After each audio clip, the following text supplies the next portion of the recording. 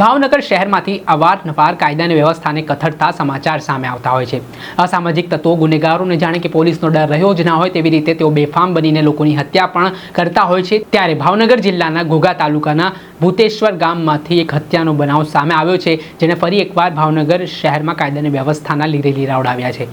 વાત કરીએ તો આ ભૂતેશ્વર ગામમાં બિચ્છુ નામની જે નોનવેજની હોટેલ આવેલી છે, ત્યાં પિયુષભાઈ કટારિયા નામના જે વ્યક્તિ છે તેમની આ નોનવેજની દુકાન હતી। ત્યાં કોઈક અજાણ્યા બે જેટલા શખ્સો છે આ નોનવેજની દુકાન ઉપર પહોંચે છે, ગાળાગાળી કરવા લાગે છે।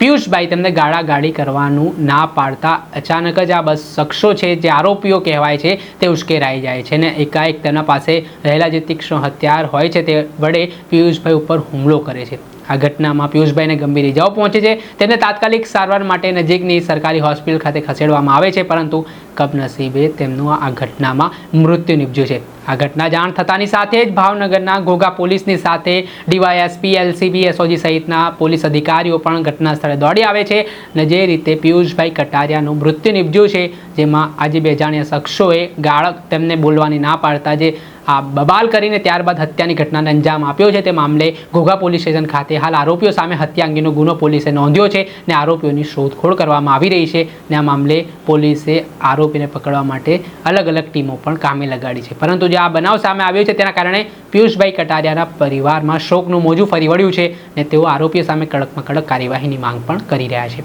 દર્શક મિત્રો, એન કવરેજ ન્યૂઝને આપ લાઇક કરી લો, સબસ્ક્રાઇબ કરી લો અને શેર કરવાનું ભૂલતા નહીં।